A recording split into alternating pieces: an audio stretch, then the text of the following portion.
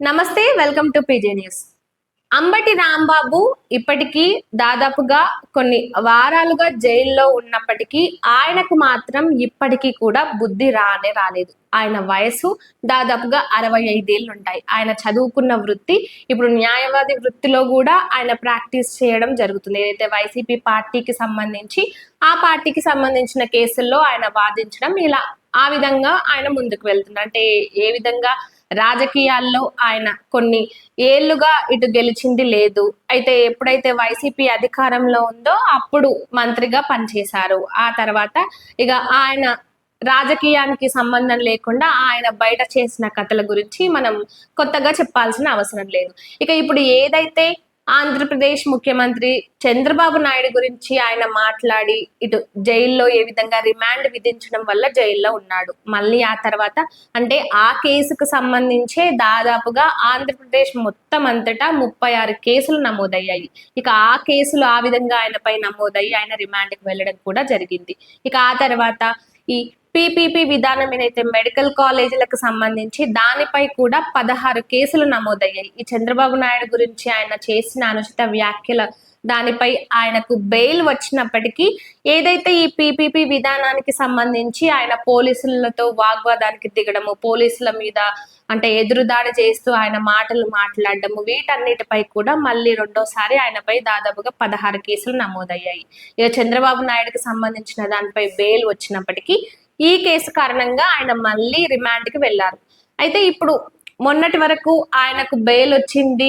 అంబటి రాంబాబు కాపు పులి అంటూ కూడా ఎవరైతే జగన్మోహన్ రెడ్డి ఆయన గురించి ప్రస్తావించారో ఇక ఆ కాపు పులికి త్వరలోనే బెయిల్ రాబోతుంది, అంబటి రాంబాబు బయటికి రాబోతున్నాడు అనే వార్తలు కూడా గట్టిగా వినిపించినప్పటికీ అంబటి రాంబాబు మళ్ళీ జైలుకే పరిమితం అయ్యాడు. ఎందుకంటే మనం గతంలో కూడా మాట్లాడుకున్నాం, ఒక్కసారి జైల్లోకి ఏదైనా ఒక కేసుల వల్ల జైల్లోకి వెళ్తే బయటికి రావడం అస్సలు జరిగే పనే కాదు, ఖచ్చితంగా జరిగే పని కాదు. ఎందుకంటే కేసుల మీద కేసులు ఇటు అన్ని ప్రాంతాల్లో నమోదు అవుతూనే ఉంటాయి, వాటిపై యాక్షన్ తీసుకుంటూనే ఉంటారు, పీటీ వారెంట్ అనేది ఇష్యూ అవుతూనే ఉంటుంది. కాబట్టి ఎంతసేపు ఈ జైలు నుంచి ఇంకో జైలుకి ట్రాన్స్ఫర్ చేయడము, అక్కడి నుంచి ఇంకో ప్లేస్కి ట్రాన్స్ఫర్ చేయడము, రిమాండ్ పొడిగించడం ఇవే తప్ప బయటికి వస్తారని అనుకోవడం అసలు అది సాధ్యమయ్యేది కానే కాదు. ఏదైతే వల్లభనేని వంశీ విషయంలో జరిగిందో, ఒక్కసారి జైలు జీవితాన్ని అనుభవించిన తర్వాత ఆయన మీద ఎన్ని కేసులు నమోదయ్యాయో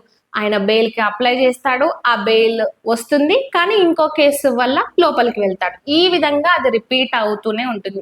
ఆ విధంగా వల్లభనేని వంశీ బయటకు వచ్చిన తర్వాత ఏ విధంగా గుర్తుపట్ట రాకుండా వచ్చిన తర్వాత కూడా ఇటు రాజకీయ పరంగా ఆయన యాక్టివ్ గా ఉండకపోవడం, అంటే ఒక అజ్ఞాతవాసంలోకి వెళ్ళిపోయారు. ఇక ఈ నేపథ్యంలోనే అంబటి రాంబాబు కూడా అదే తరహాలో ఉండబోతున్నారనే వార్తలు ఇటు రాజకీయ పరంగా చర్చనీయాంశంగా మారాయి. ఎందుకంటే ఏదైతే గతంలో ఇటు చంద్రబాబు నాయుడుపై అనుచిత వ్యాఖ్యలు చేసిన కేసు అవ్వచ్చు, లేదంటే పీపీపీ విధానానికి సంబంధించి ఆయన మాట్లాడిన దానిపై పెట్టిన కేసులు అయి ఉండొచ్చు. ఈ రెండింటికి సంబంధించి ఆయనకు బెయిల్ వచ్చినప్పటికీ ఇక అంబటి రాంబాబు బయటకు వస్తున్నాడు అనుకున్నప్పటికే మళ్ళీ ఇంకో కేసు కారణంగా ఆయన లోపలికి వెళ్ళాడు.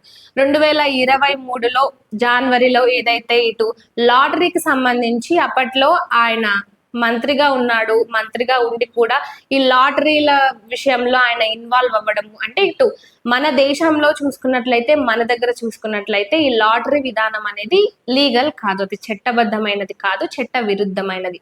అలాంటి దాంట్లో అంటే ఒక మంత్రి పొజిషన్ లో ఉన్న ఆయన అలాంటి దాంట్లో ఇన్వాల్వ్ అవ్వడము, అంతేకాకుండా ఇటు అధికార దుర్వినియోగం కింద కూడా ఆయన పైన కేసు నమోదు అవ్వడం జరిగింది. పోలీసులు ఆయనపై కేసు నమోదు చేశారు. ఇక ఆ కేసు కారణంగానే మళ్ళీ అంబటి రాంబాబుకు 14 రోజుల రిమాండ్ విధించారు. అయితే ఇక్కడ ఇంకొక విషయం కూడా మాట్లాడుకోవాలి. ఇప్పుడు ఏదైతే సోషల్ మీడియాలో అంబటి రాంబాబు తగ్గేదేలే అంటూ సైగలు చేసుకుంటూ, అంటే సరే జైలు నుంచి బయటకు వచ్చిన తర్వాత ఆ విధంగా సైగలు చేశాడా అంటే అవును అనుకోవచ్చు. కానీ ఆయన సైగలు చేసింది ఎప్పుడంటే ఏదైతే ఈ 2023 లాటరీ కేసుకు సంబంధించి ఆయనకు మళ్ళీ 14 రోజుల రిమాండ్ విధించారో, కోర్టు నుంచి ఆయన్ను జైలుకి తీసుకెళ్ళడానికి ఏదైతే పోలీస్ వెహికల్లో పోలీస్ బస్సులో ఎక్కించారో అప్పుడు ప్రజల వైపు చూస్తూ అక్కడ ఎంతో మంది పోలీసులు, మీడియా వ్యక్తులు వాళ్ళందరూ ఉన్నా కూడా అంటే మళ్ళీ నవ్వొస్తుంది. అంటే మళ్ళీ ఆయన బయటికి రాకుండా మళ్ళీ జైలు లోపలికి వెళ్తుంటే కూడా తగ్గేదేలే అనుకుంటూ నమస్తే పెట్టడము, తంబు చూపియడము. అంటే ఏమో మరి అంబటి రాంబాబుకు జైల్లోకి వెళ్ళిన తర్వాత చిప్పు దొబ్బినట్టుంది. ఏదైతే జోగి రమేష్ లోకేష్ గురించి మాట్లాడిన మాటలు ఉన్నాయో ఆ మాటలు లోకేష్ కి వర్తించవు, కానీ ఇక్కడ ఖచ్చితంగా అంబటి రాంబాబుకు వర్తిస్తాయి.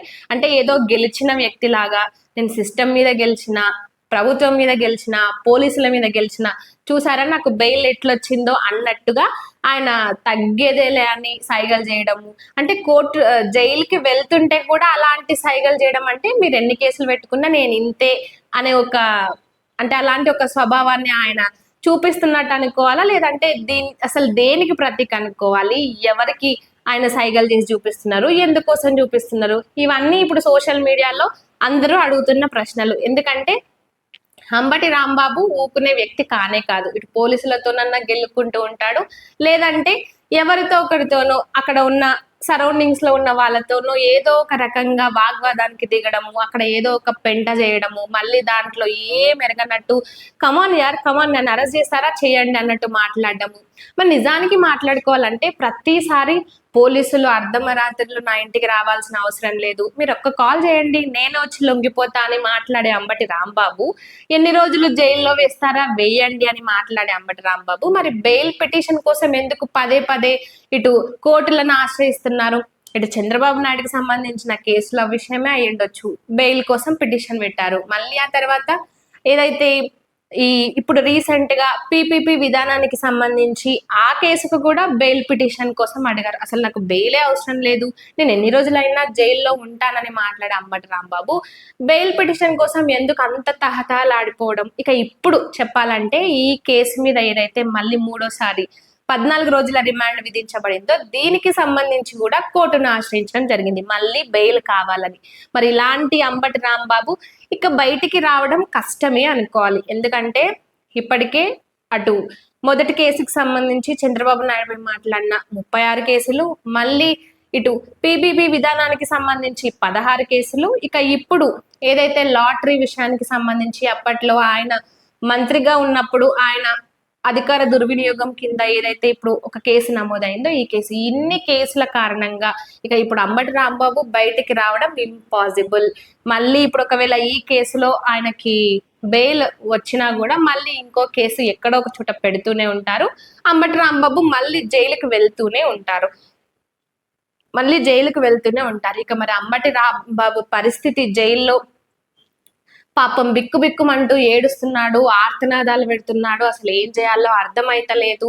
అయ్యో పాపం పోలీసులు 3rd డిగ్రీ కూడా అంబటి రాంబాబుకు చేస్తున్నారంట అనే వార్తలు ఇటు వినిపిస్తున్నాయి. అంబటి రాంబాబుకి చుక్కలు చూపిస్తున్నారని, ముఖ్యంగా కూటమి ప్రభుత్వం అంబటి రాంబాబుపై కక్ష కట్టి ఈ విధంగా చేస్తుందని ఎన్నో ఆరోపణలు ఇటు వైసీపీ పేటిఎం బ్యాచ్ సోషల్ మీడియాలో ముఖ్యంగా హల్చల్ చేస్తున్నప్పటికీ అంబటి రాంబాబును అరెస్ట్ చేయడము, అంబటి రాంబాబుకు ఇప్పుడు జైలే సేఫ్. ఎందుకంటే అంబటి రాంబాబు బయటికి వస్తే అంబటి రాంబాబు మాట్లాడిన మాటలపై ఇటు ఎవ్వరు కూడా టీడీపీ శ్రేణులనే మాత్రమే కాదు సామాన్య ప్రజలు కూడా ఆయనను చీకొడుతున్నారు. ఎందుకంటే ఒక మంత్రిగా అప్పట్లో అధికారంలో ఉన్న ఆయన, అంతేకాకుండా ఒక న్యాయవాదిగా కూడా పనిచేసిన ఆయన ఈ విధంగా, అంటే ఆయనకి చట్టం గురించి తెలియదా అంటే తెలుసు, పోలీసుల పనితీరు తెలియదా అంటే తెలుసు, అంటే అన్నీ తెలిసి కూడా అంటే రాజకీయ పరంగా ఏదో ఫేమ్ అవ్వాలి, రాజకీయ పరంగా ఏదో ఎదగాలి అన్న విధంగా ఈ విధంగా ఆయన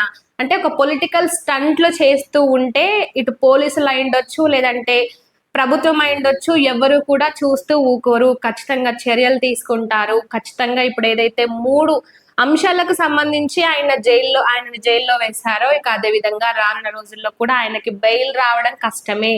ఏదైతే వల్లభనేని వంశీ జైల్లో బిక్కుమంటూ ఆయన రూపాన్ని మొత్తం మార్చుకొని ఇప్పుడు బయట అజ్ఞాతంలో ఉన్నారో అలాంటి పరిస్థితే అంబటి రాంబాబుకు కూడా వస్తుంది అంటూ మాట్లాడుకుంటున్నారు. మరి అంబటి రాంబాబు బయటికి వస్తారా, లేదంటే ఇలాగే జైల్లో ఏదో ఒక కేసుకు సంబంధించి జైల్లోనే మగ్గిపోతారా? అసలు మీరేమనుకుంటున్నారు దీని గురించి కామెంట్ రూపంలో చెప్పండి.